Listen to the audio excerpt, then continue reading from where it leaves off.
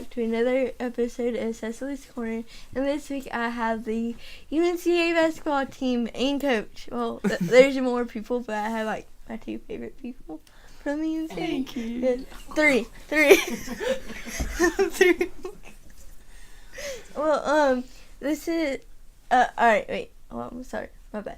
How about, can you guys introduce yourself and say what you do, like, on the team? Mm-hmm. Yeah, so. Well, I'm Tiffany Wilson. I am a redshirt senior on the team, and I'm a forward/center on the team as well. Do you want to say where we're from, too? Oh, yeah. Yeah. It's okay. Where are you from? So, I'm from Forest Park, Georgia, right outside of Atlanta, Georgia, 20 minutes. And I've played basketball since I was 10 years old, I believe. My name is Kelly Fisher. I am a senior on the basketball team. I'm a center as well. And I'm from Salisbury, North Carolina. And I've played basketball since I was probably 10 or 11. Yeah, so 10 or 11 years. Yeah. And I'm Joyce Tharrington. I'm from Virginia. I've been coaching now, starting my third year here at UNC Asheville. And I started playing when I was 5. Oh, she beat y'all. Yeah. Wow. Well, thank you guys for coming on to Cecely's Corner. If you live in Asheville, North Carolina, and you haven't been to one of their games, I really encourage you to go to one of their games because they are awesome. And they went to Dallas for the Final Four? Yeah, they were in the Final Four, y'all. Oh, we weren't. We went. The coaches went. Go to the Final Four for the convention and to watch the games. Yes, that's correct. The Final Four was in Dallas. Yep. But my bad. Maybe this year we'll make it to the Final to the Four, Final but Four. we haven't made it yet. James confuses me when It's he. Sorry. It's okay. That's It's okay. It's okay. We're not offended. Nope. So when did you realize that basketball was your passion? I think for me, it was probably 7th grade. So it was the first year I actually played AAU basketball, which is like a club basketball. Before, I didn't like it at all, actually. I didn't want to play. But here we are, years later. I would say it took me a really long time to realize that basketball is my passion because I just always played because I was just tall. I was 6'3" since I was like 11. Wow. So that's really the main reason why I played basketball. And then probably my senior year of high school is when I was like, I really enjoy this. Like, I've dedicated a large portion of my life to playing, and so I might as well like it, right? Yeah. So, yeah, that's when I really developed a love for the game, I would say. I think my love developed, I was young. My dad was my coach in the YMCA League, and I just remember like games and practices with him first, and then I think just being the type of person that's very aggressive naturally and just inclined to sports, basketball was natural for me. And then I think middle school was when I made goals, like I wanted to play basketball in college. Yeah. So, yeah. I can, whenever we're at the girls' night, I kind of see aggressiveness come out. Like, when it comes to board games or something, with Team Kai, it's like, it's entertaining. Yeah. I love it.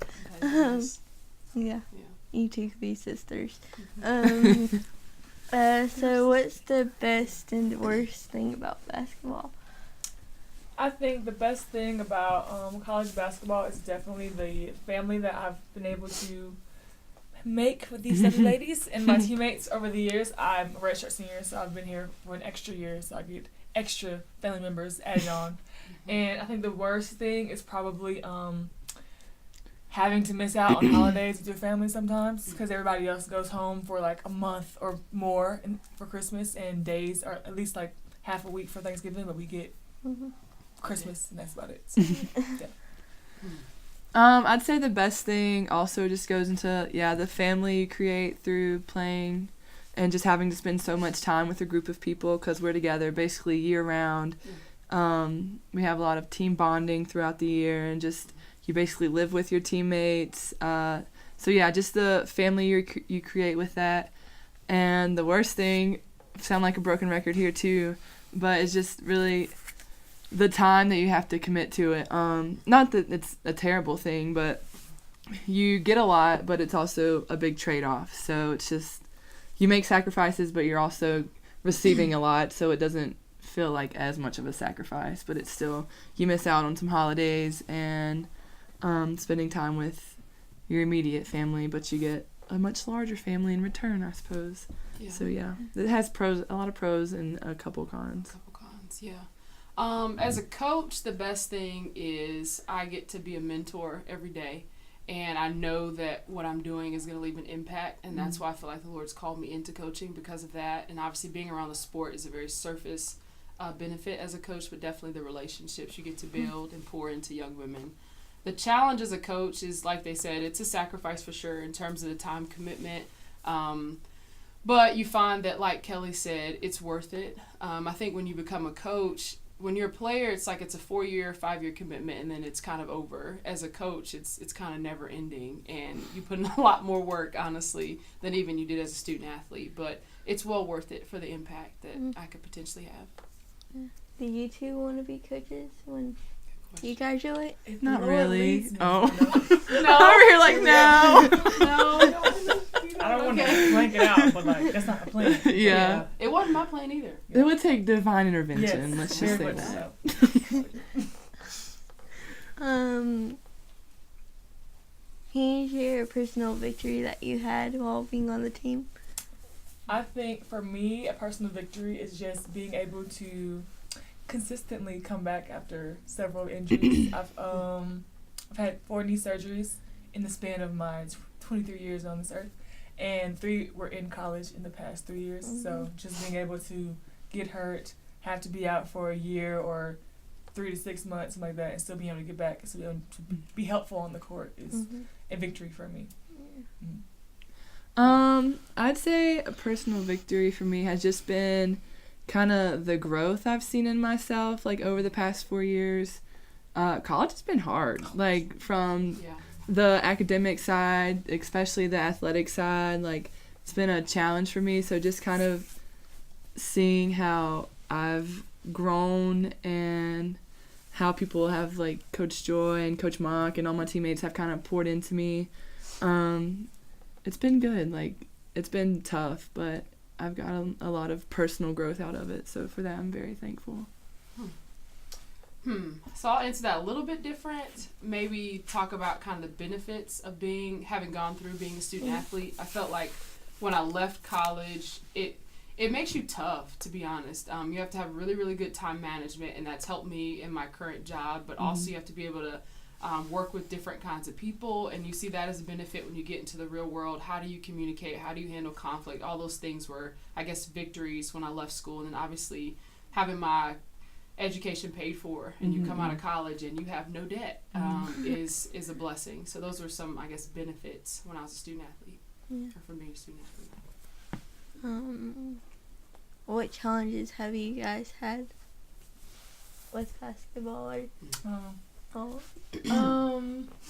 think for me, a challenge would definitely have been time management, like Coach Joy said. Realizing what's important in terms of academics, but still having to dedicating time to basketball and trying to get better in that respect too. And going back to the injuries, just being out for such a long time can be really saddening and depressing at times, and you feel like you're alone and everyone's able to play and contribute, and you're just on the sidelines. You're still trying to like figure out where you fit on the team when you're not able to contribute physically, but you're still there and you're still a part of the team. So I think that was definitely a big challenge, and it's definitely challenged me faith-wise as well, because you kind of want to question God as like, why does this keep happening? But he'll work it out nevertheless. Yeah, I'll kind of touch on, like I said in the last question, college has been tough. It's really, you come from high school and you're like the star player. Everyone is the star player in high school. And then you come in and maybe you're not needed as much. You're not getting like the playing time you really want. And so just learning to deal with that is, your new role on a new team is very challenging. And yeah, just, I know Tiffany can probably relate to with her injuries, like in a different way, but just sometimes you feel like you have to work so much harder in certain areas than other people do on the team for the same, maybe even less of an output or a product or something. So that has been very hard for me. So yeah, just learning to work through that and continue to keep going is a challenge. But it's, like I said, it's something I've learned, and it's a victory, I guess, in the growth in that area. So challenge and a victory all in one. That's good. For me as a player, my biggest challenge was not allowing it to be my identity. And I felt like I had injuries similar to Tiffany a little bit in college, and the Lord was just trying to strip that away from me. Like, this is what you do, and you're passionate about it, and I've given you gifts, but this is not who you are. And so that was by far my biggest challenge. And I'm thankful that I experienced that in college, not knowing I was going to go into coaching, because again, coaching can become who you are, as you know, as opposed to what you do and the impact that you have. So that was my biggest challenge.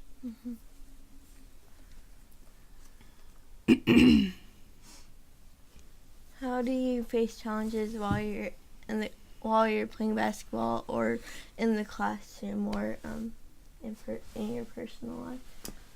I think on the court, it's definitely a matter of, like Coach Joe was saying again, realizing that your identity is not in what you do, it's in who you are, which is a child of God. I think for me, sometimes you get so wrapped up in, like, how much are you producing, or how much can you, like, be a help, like, on the stat sheet, that it's like, well, actually, you're helpful in other ways, too. Like, not letting that be the only thing that, like, drives you.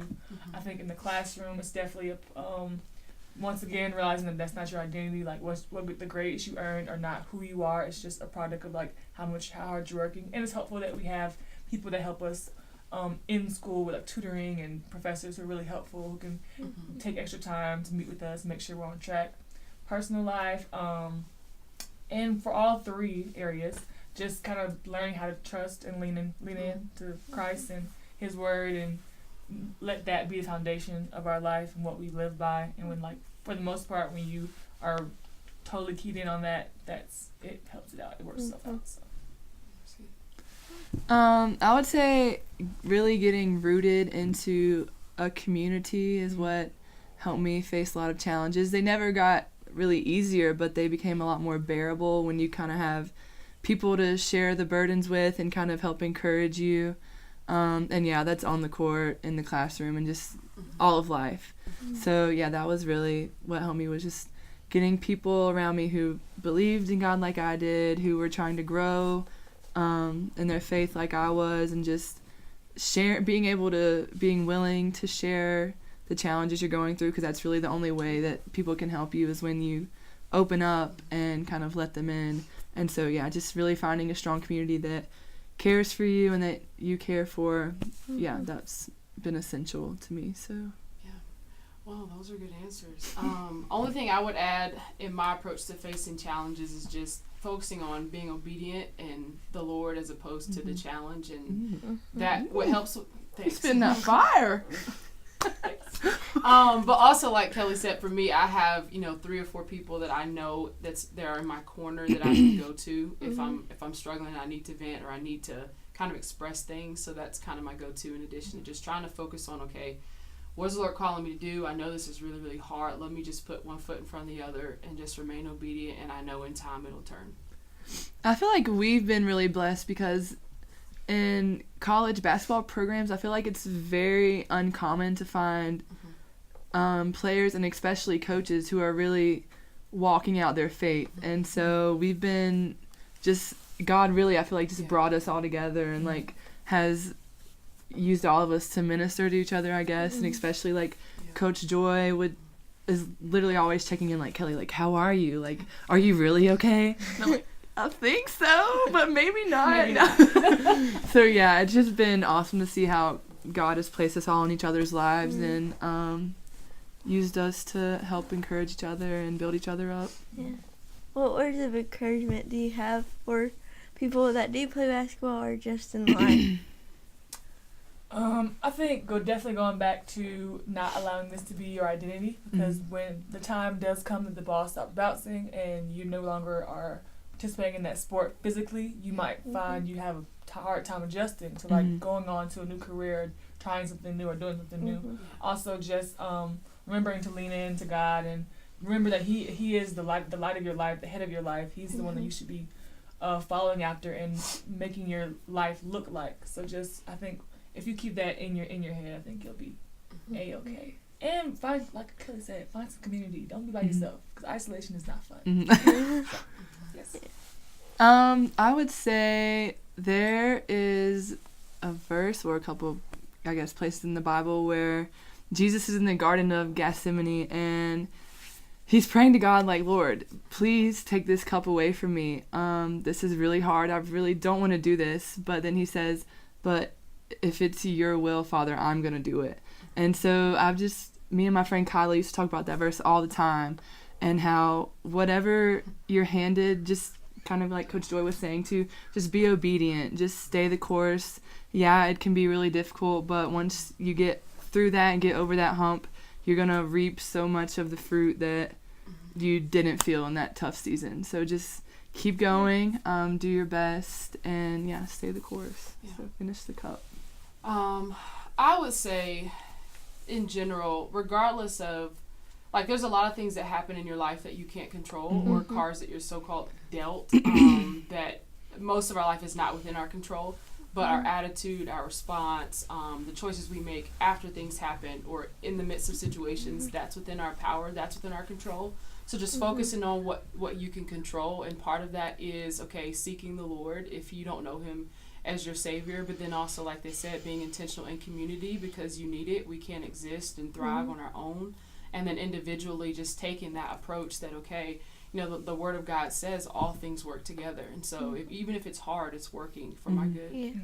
Well, thank you guys for coming on to Cecely's Corner. I love y'all. Thank you for having us. Yeah. So, again, if you have not been to a UNC-A basketball game, you should go.